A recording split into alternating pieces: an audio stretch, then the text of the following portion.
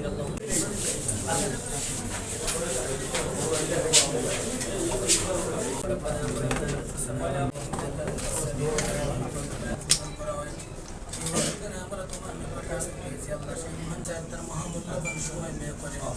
এই অনুষ্ঠানকে সফল সার্থক করেছেন।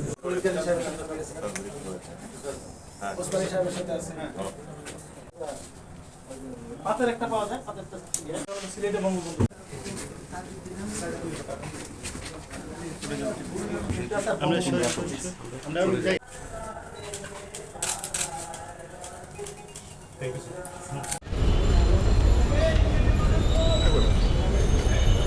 পুলিশ বাহিনী একটা পেশাদার বাহিনী, 150 বছরের পুরনো প্রতিষ্ঠান।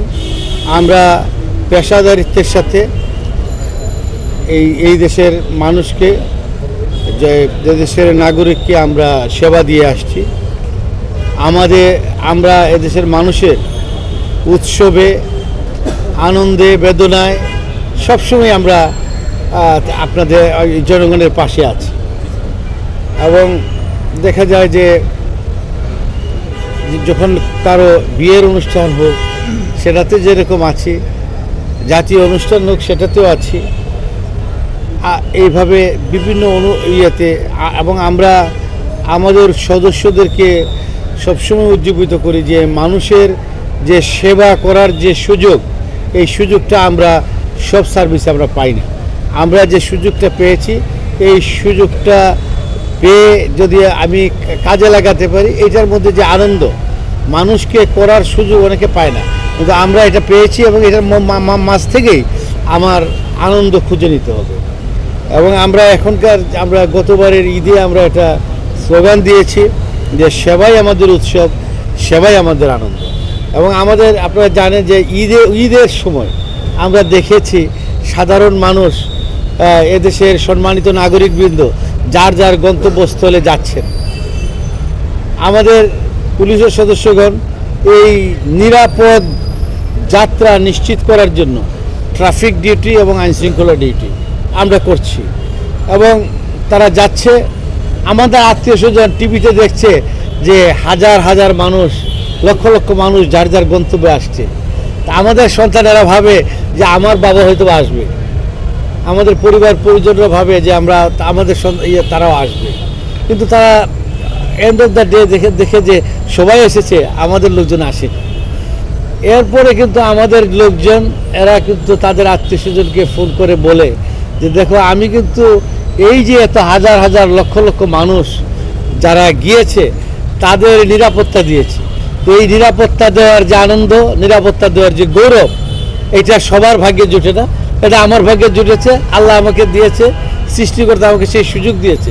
এইটা দিয়েই আমাদের সদস্যরা আনন্দ অনুভব করে এবং যাতে তৃপ্তি পায়, এটাকে ওইভাবে আমরা আমাদের সদস্যদেরকে সবসময় মোটিভেট করে থাকি। এছাড়া আপনারা লক্ষ্য করবেন যে আমরা এই মাননীয় প্রধানমন্ত্রীর দায়িত্ব গ্রহণের পর থেকে এই পুলিশকে উনি সবসময় বলেছেন এই যে পুলিশের যে দায়িত্ব আইনশৃঙ্খলা রক্ষা এবং এইটার জন্য ব্যয়, এটা ব্যয় নয়, এটা একটা বিনিয়োগ। এর মধ্যে দিয়ে দেশের উন্নত একটা স্থিতিশীল আইনশৃঙ্খলা পরিস্থিতি একটা উন্নয়নের পূর্বশর্ত। সেই লক্ষ্যে আপনারা জানেন যে মাননীয় প্রধানমন্ত্রীর সময়ে আমাদের অনেক জনবল বৃদ্ধি পেয়েছে, লজিস্টিক, ইকুইপমেন্ট, ক্যাপাসিটি এবং ট্রেনিং, দেশে বিদেশে ট্রেনিংয়ের ব্যবস্থা করা হয়েছে। এই দেশে আপনারা লক্ষ্য করেছেন যে সারা দেশে জঙ্গিবাদের এক দিনে 63 জেলায় জঙ্গি আক্রমণে তারা জানান দিয়েছে যে আমরা সারা দেশের যে আক্রমণ করতে সক্ষমতা রয়েছে। তো তাদের যে দৃষ্টতা এবং তাদের সেই যে অবস্থান, এটাকে কিন্তু গুড়িয়ে দেওয়া হয়েছে। আমরা বলি না যে পুরোপুরি আমরা নির্মূল করেছি, এটা যে কোনো অপরাধী নির্মূল করা হয়তো সম্ভব না, তবে আমরা কার্যকরভাবে নিয়ন্ত্রণ করতে সক্ষম হয়েছি। সেই সক্ষমতা আমাদের রয়েছে, সেই কনফিডেন্স আমাদের রয়েছে, সেই পেশাগত দিক থেকে আমি যে সাহস এবং কনফিডেন্স অর্জন করেছি, it is because of what? It is because of my training, my logistic, my equipment, my man power, আমরা সব কিছু দিয়ে আমরা নিজেরা সেই দক্ষতা অর্জন করেছি। এবং আমরা মাননীয় প্রধানমন্ত্রীর যে জঙ্গিবাদ সন্ত্রাসবাদের বিরুদ্ধে যে জিরো টলারেন্সের নীতি গ্রহণ করেছেন, সেই নীতির আলোকে আমরা সবাই মিলে দায়িত্ব পালন করছি। আমরা কিন্তু জঙ্গিরা আপনারা দেখেছেন, এখন যখনই কোনো কিছু করার প্ল্যান নেয় এর আগেই কিন্তু আমরা খবর পেয়ে যাই এবং তার আগেই কিন্তু আমরা তাদের বিরুদ্ধে অপারেশন করছি।